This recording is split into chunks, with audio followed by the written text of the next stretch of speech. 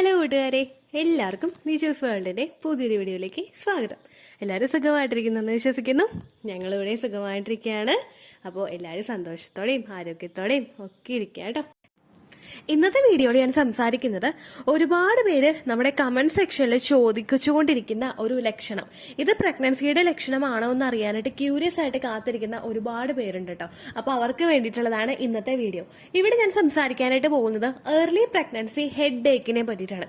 നമ്മൾ പ്രഗ്നൻസിയുടെ തുടക്കത്തിൽ അതിന്റെ സ്റ്റാർട്ടിംഗ് സ്റ്റേജിൽ ഉണ്ടാകാൻ സാധ്യതയുള്ള തലവേദന, അതിനെ പറ്റിയിട്ടാണ് സംസാരിക്കുന്നത് കേട്ടോ.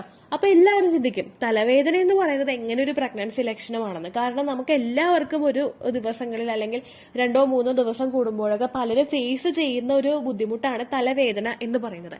ഈ തലവേദന നമുക്ക് എങ്ങനെയാണ് പ്രഗ്നൻസിയുടെ ലക്ഷണമായിട്ട് മാറുന്നത് എന്ന് നമുക്ക് നോക്കാം. വീഡിയോ നമുക്ക് സ്റ്റാർട്ട് ചെയ്യാം. സാധാരണയായിട്ട് നമുക്ക് തലവേദന ഉണ്ടാവുന്ന സിറ്റുവേഷൻ എന്ന് പറയുന്നത് നമുക്ക് ചുറ്റും ഭയങ്കരമായിട്ട് ചൂട് അനുഭവപ്പെടുമ്പോഴേക്കും, അല്ലെങ്കിൽ നമ്മൾ വെള്ളമൊന്നും കുടിക്കാത്തൊരു സിറ്റുവേഷൻ വരുമ്പോഴേക്കും, അല്ലെങ്കിൽ വേറെ എന്തെങ്കിലും ജലദോഷം പോലുള്ള ബുദ്ധിമുട്ടുകൾ നമുക്ക് വരുമ്പോൾ, അല്ലെങ്കിൽ ഇതൊന്നും അല്ലെങ്കിൽ നമുക്ക് ഉണ്ടാവുന്നത് മൈഗ്രെയിൻ പോലെയുള്ള ബുദ്ധിമുട്ടുകൾ അനുഭവപ്പെടുന്ന സ്ത്രീകളിലായിരിക്കും ഇത്തരത്തിലുള്ള പ്രശ്നങ്ങളൊക്കെ ഉണ്ടാവുന്നത്. അപ്പോൾ സാധാരണയായിട്ട് ഇങ്ങനെയുള്ള സിറ്റുവേഷനൊക്കെ ഫേസ് ചെയ്യുന്ന സ്ത്രീകൾക്ക് തലവേദന ഉണ്ടാകുന്നത് നോർമൽ ആയിട്ടുള്ള ഒരു കാര്യമാണ്. അപ്പൊ നമുക്കൊരു ഇംപ്ലാന്റേഷൻ നടന്നു കഴിഞ്ഞിട്ടുള്ള സമയങ്ങളിലൊക്കെ നമുക്ക് തലവേദന ഒന്ന് ഫീൽ ചെയ്യുകയാണെങ്കിൽ നിങ്ങൾ ശ്രദ്ധിക്കേണ്ടത്, ഞാൻ ഈ തുടക്കത്തിലേ പറഞ്ഞ ഏതെങ്കിലും ഒരു സിറ്റുവേഷനിൽ കൂടി നിങ്ങൾ കടന്നു പോയിട്ടുണ്ടോ എന്നുള്ള കാര്യം ശ്രദ്ധിക്കുക എന്നുള്ളതാണ്. നിങ്ങൾക്ക് നേരത്തെ തന്നെ ഒരു മൈഗ്രെയിൻ ഉള്ള ഒരാളാണെങ്കിൽ, അല്ലെങ്കിൽ ഫ്രീക്വന്റ് ആയിട്ട് തലവേദന വരുന്ന ഒരാളാണെങ്കിൽ, ഇത് ഏർലി പ്രഗ്നൻസിയുടെ തലവേദനയാണോ എന്ന് നമുക്ക് എളുപ്പത്തിൽ തന്നെ അങ്ങനെ തിരിച്ചറിയാനായിട്ട് സാധിക്കില്ല. അപ്പൊ നമ്മൾ ആദ്യം തന്നെ ചെയ്യേണ്ടത്, ഇത്തരത്തിലുള്ള ബുദ്ധിമുട്ടുകളൊന്നും നിങ്ങൾക്ക് ഇല്ലാത്ത ഒരാളാണോ നിങ്ങളെന്നുള്ള കാര്യം ആദ്യം തന്നെ നിങ്ങൾ ശ്രദ്ധിക്കുക. അങ്ങനെയുള്ള ബുദ്ധിമുട്ടുകളുള്ള ഒരാളാണെങ്കിൽ ഇത് ഏർലി പ്രഗ്നൻസിയുടെ സിംറ്റം ആയിട്ട് നമുക്ക് റെക്കഗ്നൈസ് ചെയ്യാനായിട്ട് സാധിക്കില്ല. അപ്പോ നമുക്ക് എന്തെല്ലാം കാര്യങ്ങൾ കൊണ്ട് ഈ ഒരു തലവേദന ഉണ്ടാകാം എന്ന് നമുക്ക് നോക്കാം ഏർലി പ്രഗ്നൻസിയുടെ സ്റ്റേജിൽ കേട്ടോ. സാധാരണയായിട്ട് നമുക്ക് ഉണ്ടാകുന്നത് ഹോർമോൺ ചേഞ്ചസ് കൊണ്ടാണ്. ഹോർമോൺ ചേഞ്ചസ് കൊണ്ട് ഉണ്ടാകാനായിട്ടുള്ള കാരണം എന്ന് പറയുന്നത്, അത്രയും നാള് വരെ നമ്മുടെ ശരീരം നോർമലി ഒരു ഫ്ലോയിൽ കൂടെ അങ്ങോട്ട് പോയിക്കൊണ്ടിരിക്കുകയാണ്. പെട്ടെന്ന് ഒരു ഹോർമോൺ ഷിഫ്റ്റ് നമ്മുടെ ശരീരത്തിൽ ഉണ്ടാവുകയാണ്. നമ്മുടെ ശരീരത്തിൽ ഒരുപാട് ഹോർമോൺസ് പ്രൊഡ്യൂസ് ചെയ്യുന്നു, ഒരുപാട് പ്രവർത്തനങ്ങളൊന്ന് സ്ലോ ഡൗൺ ആയിട്ട് പോകുന്നു. അപ്പൊ ആ ഒരു സിറ്റുവേഷനായിട്ട് ഒന്ന് പൊരുത്തപ്പെട്ടു പോകാനായിട്ട് നമ്മുടെ ശരീരത്തിന് ആ ഒരു കയറ്റം ഇറക്കം നമ്മുടെ ശരീരത്തിന് ആ ഒരു സമയത്ത് ഫീൽ ചെയ്യും. അപ്പോൾ പെട്ടെന്നുണ്ടാകുന്ന ഹോർമോൺ ചേഞ്ചസ് മൂലം, അതുപോലെ തന്നെ പ്രഗ്നൻസിയുടേതായിട്ടുള്ള ഹോർമോൺസിന്റെ ഡെവലപ്മെന്റ്സ് ആ ഒരു സ്റ്റേജിൽ പെട്ടെന്ന് ഉണ്ടാകുന്നതും നമുക്ക് ആ ഒരു ഏർലി പ്രഗ്നൻസിയിൽ ഹെഡ് ഏക്സ്, അതായത് തലവേദന ഉണ്ടാകുന്നതിന് കാരണമാകുന്നുണ്ട് കേട്ടോ. അടുത്തതെന്ന് പറയുന്നത് നമ്മുടെ ശരീരത്തിലെ ബ്ലഡ് ഫ്ലോ ഇൻക്രീസ് ചെയ്യുന്നത്. നമ്മുടെ ശരീരത്തിലെ ഒരുപാട് ഭാഗങ്ങളിലോട്ട്, എസ്പെഷ്യലി നമ്മുടെ റീപ്രൊഡക്റ്റീവ് സിസ്റ്റത്തിലോട്ട്, നമ്മുടെ യൂട്രസിലോട്ട് നിങ്ങൾ പ്രഗ്നന്റ് ആകുന്ന ഒരു സമയത്ത് ഒരു ബ്ലഡ് സർക്കുലേഷൻ കൂടുതലായിരിക്കും. അതുപോലെ തന്നെ നോർമലി നമ്മുടെ എല്ലാ ശരീരഭാഗങ്ങളിലോട്ടും പ്രഗ്നന്റ് ആകുന്ന സമയത്ത് നോർമലി നമുക്ക് എത്രയാണോ ബ്ലഡ് സർക്കുലേഷൻ ഉണ്ടാകുന്നത് അതിനേക്കാളും ഇരട്ടിയായിരിക്കും ബ്ലഡ് സർക്കുലേഷൻ എപ്പോഴും ഉണ്ടാകുന്നത്. അതായത് നോർമലി പോയിക്കൊണ്ടിരുന്നതിനേക്കാളും ഇരട്ടിയായിട്ടുള്ള ബ്ലഡ് സർക്കുലേഷൻ ആ ഒരു സമയത്ത് നമ്മുടെ ശരീരത്തിൽ ഉണ്ടായിക്കഴിഞ്ഞാൽ മാത്രമേ ആ ഒരു എംബ്രിയോയെ ഒന്ന് പിടിച്ചു കിട്ടുന്നതിന് വേണ്ടിയിട്ട് കാര്യക്ഷമമായിട്ട് പ്രവർത്തിക്കാൻ വേണ്ടിയിട്ട് നമ്മുടെ ശരീരത്തിലെ ഓരോ ഓർഗൻസിനും സാധിക്കുകയുള്ളൂ. അതുകൊണ്ട് തന്നെ അവിടെ ബ്ലഡ് സർക്കുലേഷൻ കൂടുതലായിരിക്കും ഉണ്ടാവുന്നത്. ഈ ബ്ലഡ് സർക്കുലേഷൻ കൂടുന്നതും പെട്ടെന്ന് തന്നെ ഉണ്ടാകുന്ന ഹോർമോൺ ഷിഫ്റ്റുമായിരിക്കും നിങ്ങളിൽ ഏർലി പ്രഗ്നൻസി സ്റ്റേജിൽ ഹെഡ് ഏക്സ്, അതായത് തലവേദന ഉണ്ടാകുന്നതിന് പ്രധാനപ്പെട്ട ഒരു കാരണമാവുന്നത്.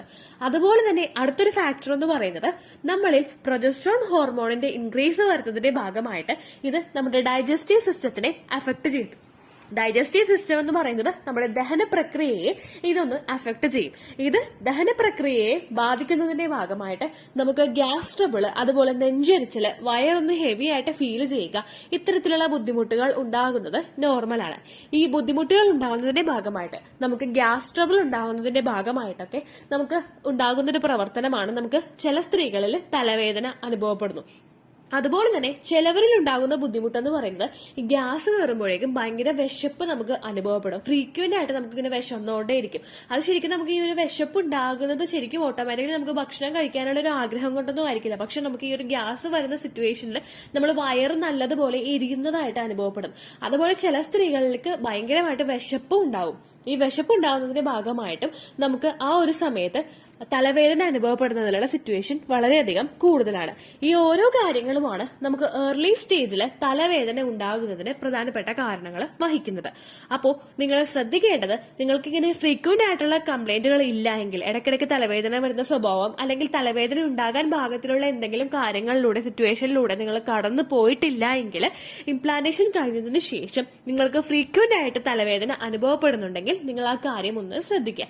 പിന്നെ നിങ്ങൾക്ക് ഫ്രീക്വന്റ് ആയിട്ടുള്ള തലവേദനകളൊക്കെ വന്നു കഴിഞ്ഞു കഴിഞ്ഞാൽ നിങ്ങൾ ശ്രദ്ധിക്കേണ്ട പ്രധാനപ്പെട്ട കാരണം എന്ന് പറയുന്നത്, പെയിൻ കില്ലേഴ്സ് കഴിക്കുന്ന സ്വഭാവം നിങ്ങൾക്കുണ്ടെങ്കിൽ അത് അവോയ്ഡ് ചെയ്യുക. ഫുള്ളായിട്ട് നിങ്ങൾ അവോയ്ഡ് ചെയ്യുക. കാരണം പെയിൻ കില്ലേഴ്സ്, പലതരം പെയിൻ കില്ലേഴ്സ് നമ്മുടെ ആ ഒരു പ്രവർത്തനം, നമ്മുടെ റീപ്രൊഡക്റ്റീവ് സിസ്റ്റത്തിൽ നടന്നുകൊണ്ടിരിക്കുന്ന നമ്മുടെ ബേബിയെ ഒന്ന് നറിഷ് ചെയ്ത് മുൻപോട്ടേക്ക് കൊണ്ടുവരുന്ന ആ ഒരു ഫസ്റ്റ് ട്രൈമസ്റ്റർ എന്ന് പറയുന്നത്, ആ ഒരു സ്ട്രഗിളിംഗ് പീരീഡിനെ ഓവർകം ചെയ്യാനായിട്ട് നമ്മുടെ ബേബിയെ ഒന്ന് പ്രിപ്പയർ ആക്കി എടുക്കുന്ന ആ ഒരു പ്രവർത്തനത്തിനെ അഫക്ട് ചെയ്യുന്നതിന് ഇത് കാരണമാകുന്നു. അതുകൊണ്ട് തന്നെ നിങ്ങൾ പ്രഗ്നൻസി എക്സ്പെക്ട് ചെയ്യുന്നവരാണെങ്കിൽ ഒരിക്കൽ പോലും നിങ്ങൾ തലവേദന ഉണ്ടാവുമ്പോൾ അല്ലെങ്കിൽ മറ്റു പല ബുദ്ധിമുട്ടുകൾ നിങ്ങൾക്ക് ഉണ്ടാവുമ്പോഴോ പെയിൻ കില്ലേഴ്സ് നിങ്ങൾ യൂസ് ചെയ്യരുത്. നേരെ മറിച്ച് നിങ്ങളൊന്ന് കിടന്നുറങ്ങിക്കഴിഞ്ഞാലോ അല്ലെങ്കിൽ നിങ്ങൾ നെറ്റിയിലൊന്ന് ഐസ് വെച്ച് കൊടുത്തു കഴിഞ്ഞാലോ നിങ്ങൾക്കൊരു ആശ്വാസം ഉണ്ടാകുന്നുണ്ടെങ്കിൽ ആ ഒരു കാര്യം നിങ്ങൾ ചെയ്യുക. ഇനി ചായ കുടിച്ചിട്ടാണ് നിങ്ങൾക്ക് തലവേദന മാറുന്നതെങ്കിൽ നിങ്ങൾ ചായക്ക് അഡിക്റ്റ് ആവാതിരിക്കുക. കാരണം ഒരു ചായ കുടിച്ചു കഴിഞ്ഞാൽ, ഒരു കപ്പ് ചായ അല്ലെങ്കിൽ 2 കപ്പ് ചായ മാത്രമേ നമ്മൾ ഒരു ദിവസം കുടിക്കാനായിട്ട് പാടുകയുള്ളൂ. ആ ചായ കുടിച്ചു കഴിഞ്ഞാൽ നിങ്ങളുടെ ആ ഒരു ബുദ്ധിമുട്ട് മാറുമെങ്കിൽ നിങ്ങൾ അത് മാറ്റാനായിട്ട് ശ്രദ്ധിക്കുക. അതിൽ കൂടുതൽ നിങ്ങൾ ചായയോ അല്ലെങ്കിൽ കോഫിയോ കുടിക്കുന്നത് നിങ്ങളുടെ ശരീരത്തിന് ഒട്ടും തന്നെ നല്ലതല്ല. നിങ്ങൾക്ക് തലവേദന പോലുള്ള ബുദ്ധിമുട്ടുകളൊക്കെ വന്നു കഴിഞ്ഞാൽ നിങ്ങളൊന്ന് റിലാക്സ്ഡ് ആയിട്ടോ അല്ലെങ്കിൽ കിടന്ന് ഉറങ്ങി എഴുന്നേറ്റ് കഴിയുമ്പോഴോ നിങ്ങൾക്ക് ആ ഒരു ബുദ്ധിമുട്ട് മാറുമെങ്കിൽ ആ ഒരു രീതിക്ക് തന്നെ നിങ്ങൾ മാറ്റാനായിട്ടാണ് പ്രത്യേകം ശ്രദ്ധിക്കേണ്ടത്. എന്നാൽ ഏർലി പ്രഗ്നൻസി സ്റ്റേജിൽ ഇത്തരത്തിലുള്ള ബുദ്ധിമുട്ടുകൾ നമുക്ക് തുടർച്ചയായിട്ടുണ്ടാകുന്നുണ്ടെങ്കിൽ, മൈഗ്രെയിന്റെ കംപ്ലൈന്റ് ഉള്ള ആളാണ് നിങ്ങളെങ്കിലും നിങ്ങൾക്ക് റെക്കറന്റ് ആയിട്ട് പ്രഗ്നന്റ് ആയതിനു ശേഷവും നിങ്ങൾക്ക് തലവേദന അനുഭവപ്പെടുന്നുണ്ടെങ്കിൽ നിങ്ങൾ അത് ഗൈനക്കോളജിസ്റ്റിനെ സൂചിപ്പിക്കുക. അവർ പറയുന്ന മെഡിസിൻ, നിങ്ങൾക്ക് നിങ്ങളുടെ കുഞ്ഞിനും ആപ്റ്റ് ആയിട്ടുള്ള ഡോസേജിലുള്ള മെഡിസിൻ അവർ എഴുതി തരുന്നത് എന്താണോ അത് മാത്രം നിങ്ങൾ മെഡിക്കൽ സ്റ്റോറിൽ നിന്ന് മേടിച്ചു കഴിക്കാനായിട്ട് ശ്രദ്ധിക്കുക. അതിൽ നിന്ന് എഫക്ട് കിട്ടുന്നില്ല എന്ന് വിചാരിച്ചിട്ട് നിങ്ങൾ ഒരിക്കലും പെയിൻ കില്ലേഴ്സ് പ്രഗ്നന്റ് ആയിരിക്കുന്ന സമയത്ത് യൂസ് ചെയ്യാനായിട്ട് പാടില്ല കേട്ടോ. ഇത്രയേ ഉള്ളൂ വീഡിയോ. യൂസ്ഫുൾ ആയി കാണുമെന്ന് വിശ്വസിക്കുന്നു. യൂസ്ഫുൾ ആവുന്നുണ്ടെങ്കിൽ ലൈക്ക് ചെയ്യുക, ഫ്രണ്ട്സിനൊക്കെ ഷെയർ ചെയ്ത് കൊടുക്കുക കേട്ടോ. എന്തെങ്കിലും സംശയം ഉണ്ടെങ്കിൽ നിങ്ങൾ കമന്റ്സിൽ ചോദിക്കുക. പണ്ടത്തെ വീഡിയോയ്ക്ക് കമന്റ്സ് ഇടുന്നവർക്ക് റിപ്ലൈ ലഭിക്കുന്നില്ലെങ്കിൽ ലേറ്റസ്റ്റ് ആയിട്ട് ഞാൻ ഏത് വീഡിയോ ആണോ അപ്ലോഡ് ചെയ്യുന്നത് അതിന് താഴെ കമന്റ് ഒന്ന് കോപ്പി പേസ്റ്റ് ചെയ്യാനായിട്ട് ശ്രദ്ധിക്കുക കേട്ടോ. അതുപോലെ ഓവുലേഷൻ ഡേറ്റ് കാൽക്കുലേറ്റ് ചെയ്ത് തരാനായിട്ട് റിക്വസ്റ്റ് ചെയ്യുന്ന ആളുകൾ എത്രയാണോ സൈക്കിൾ ലെങ്ത് അത് മെൻഷൻ ചെയ്യാനായിട്ട് ശ്രദ്ധിക്കുക. സൈക്കിൾ ലെങ്ത് എന്നതുകൊണ്ട് ഉദ്ദേശിച്ചത് ഓരോ മാസവും എത്ര ദിവസം കൂടുമ്പോഴാണോ ബ്ലീഡിങ് വരുന്നത് അതാണ് സൈക്കിൾ ലെങ്ത്. കഴിഞ്ഞ മാസം ഒരു 8-ാം തീയതിയാണ് ബ്ലീഡിങ് ആയതെങ്കിൽ ഈ മാസം 6-ാം തീയതിയാണ് ബ്ലീഡിങ് ആയതെങ്കിൽ കഴിഞ്ഞ മാസം 8-ാം തീയതി മുതൽ ഈ മാസം 6-ാം തീയതി വരെ എത്ര ദിവസമുണ്ടോ അത് കാലണ്ടറിൽ എണ്ണി തിട്ടപ്പെടുന്നതാണ് നിങ്ങളുടെ സൈക്കിൾ ലെങ്ത്. സൈക്കിൾ ലെങ്ത് നമ്മൾ കൃത്യമായിട്ട് കാൽക്കുലേറ്റ് ചെയ്യുകയാണെങ്കിൽ ഓവുലേഷൻ ഡേറ്റ് എളുപ്പത്തിൽ കണ്ടുപിടിക്കാൻ വേണ്ടിയിട്ട് ഒരുപാട് ആപ്ലിക്കേഷൻസും ഒരുപാട് ഓൺലൈൻ ആയിട്ടുള്ള വെബ്സൈറ്റുകളും ഇന്ന് നമുക്ക് അവൈലബിൾ ആണ്. പ്ലേ സ്റ്റോറിൽ പോയിട്ട് ഓൺലൈൻ ഓവുലേഷൻ ട്രാക്കർ എന്ന് ടൈപ്പ് ചെയ്ത് കഴിഞ്ഞാൽ നിങ്ങൾക്ക് അതുമായിട്ട് ബന്ധപ്പെട്ടിട്ടുള്ള ആപ്ലിക്കേഷൻസ് കിട്ടും. അത് പറ്റുന്നില്ല എങ്കിൽ ഗൂഗിളിൽ പോയിട്ട് ഓൺലൈൻ ഓവുലേഷൻ കാൽക്കുലേറ്റർ എന്ന് ടൈപ്പ് ചെയ്ത് കഴിഞ്ഞാൽ അതുമായിട്ട് ബന്ധപ്പെട്ടിട്ടുള്ള വെബ്സൈറ്റുകൾ നിങ്ങൾക്ക് കിട്ടും. അതിൽ നിങ്ങളുടെ ലാസ്റ്റ് മന്തിലെ മെൻസ്ട്രേഷൻ്റെ ഡേറ്റും ഒപ്പം ഞാൻ ഈ പറഞ്ഞ രീതിക്ക് നിങ്ങൾ കാൽക്കുലേറ്റ് ചെയ്യുന്ന സൈക്കിൾ ലെങ്ത്തും എൻ്റർ ചെയ്ത് കൊടുക്കുകയാണെങ്കിൽ നിങ്ങൾക്ക് കൃത്യമായിട്ട് ഓവുലേഷൻ ഡേറ്റ് കണ്ടുപിടിക്കാനായിട്ട് സാധിക്കും. ഫെർട്ടൈൽ ടൈം പീരീഡും നിങ്ങൾക്ക് കിട്ടും. അതായത് എത്ര ദിവസം മുതൽ കോൺടാക്ട് ചെയ്ത് തുടങ്ങിക്കഴിഞ്ഞാൽ നിങ്ങൾ പ്രഗ്നൻ്റ് ആകും എന്നുള്ളൊരു ഡേറ്റും നിങ്ങൾക്ക് പ്രോപ്പറായിട്ട് കിട്ടും കേട്ടോ. ഇത് കാൽക്കുലേറ്റ് ചെയ്യുന്ന സമയത്ത്, സൈക്കിൾ ലെങ്ത് കാൽക്കുലേറ്റ് ചെയ്യുന്ന സമയത്ത് നിങ്ങളുടെ ആ ഒരു കലണ്ടറിൽ നോക്കി തന്നെ നിങ്ങൾ കാൽക്കുലേറ്റ് ചെയ്യുക. പല മാസങ്ങളിലും 30-31 ദിവസമുണ്ട്, അതുകൊണ്ടാണ് അങ്ങനെ പറഞ്ഞത്. ഒപ്പം നിങ്ങൾക്ക് ബ്ലീഡിങ് തുടങ്ങിയ ദിവസത്തിന് വേണം നിങ്ങൾ ഡേ 1 ആയിട്ട് എടുക്കാൻ വേണ്ടിയിട്ട്. സ്പോട്ടിങ് തുടങ്ങിയ ദിവസത്തിനെ, അതായത് ചെറുതായിട്ട് ഡിസ്ചാർജ് പോയി തുടങ്ങിയ ദിവസത്തിനെ നിങ്ങൾ കൺസിഡർ ചെയ്യേണ്ട ആവശ്യം ഇല്ല കേട്ടോ. അപ്പോൾ ഇത്രയേ ഉള്ളൂ വീഡിയോ. അടുത്തൊരു വീഡിയോ ആയിട്ട് നമുക്ക് വീണ്ടും കാണാം. ബൈ.